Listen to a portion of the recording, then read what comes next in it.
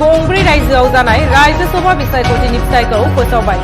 कर्नाटक आरो राजस्थानाव मोनदाइन मासिनि मादाव बांसिन मासि लाना बिजेपिआ देरहानो हादों। क'क्राझारनि सालाकाटियाव उदखारि आफाद KLOनि उदखार। KLO मुं लानानै सा6 सुबुंनि हानजाया फालांगिरिफोरखौ गाग्लोबदों। हारिमुआरि नोगोर तेजपुराव दिनै आसाम केबिनेट जथुम्मा जागोन। केबिनेट जथुम्मानि थाखाय लाहार-फाहार खालामनाया आबुं जाबाय। गुवाहाटी नोगोरमानि जेबुरुवा लामायाव सासे आइजोखौ न' भारा होग्रा बिगोमा निखिल लेखाया गाग्लोबनायनि अजद थिखांदों। कामान्ड' ABनि PST आरो PETनि फिथाइखौ फोसावबाय। 2450 मासिनि थाखाय जादोंमोन बे आनजादा। 2450 बिजाथिफोरा सायख'जाबाय। बे बाथ्राखौ फोरमायदों DGP GP सिंहआ। CM भिजिलेन्सआ मरियनि बियाबनि MLA रूपज्योति कुर्मीनि बेरेखायै सिग्रोमनायनि हेंथायै रूपज्योति कुर्मीनि फिनजाथाय। 120 बियाबावबो MLA फान्डनि सिग्रोमनाया जानांगौ होननानै बुंदों रूपज्योति कुर्मीआ।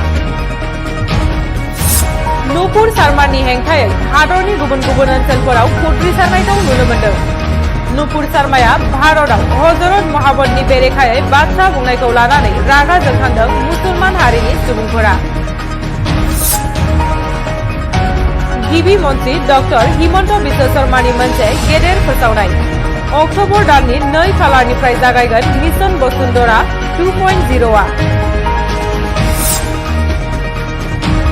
हादराव फिन कभिडआ गिख्रंथाव महर लादों। महाराष्ट्र आरो कर्नाटकआव कभिडनि साग्लोबनाया थाद'नाय गैयै बांगासिनो। कमनवेल्थ गेम्सआव बाहागो लानायनिफ्राय गोजानाव थानांबाय गेलेगिरि MC मेरि कमआ। आथिंआव जोखोम जानायनि जाहोनाव गेलेनायनिफ्राय जानगाराव थानांबाय।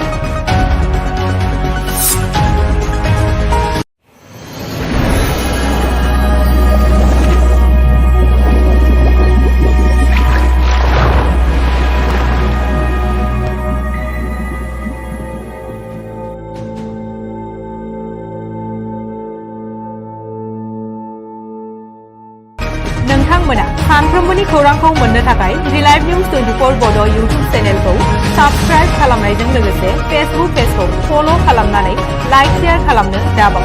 गोजोन्थों।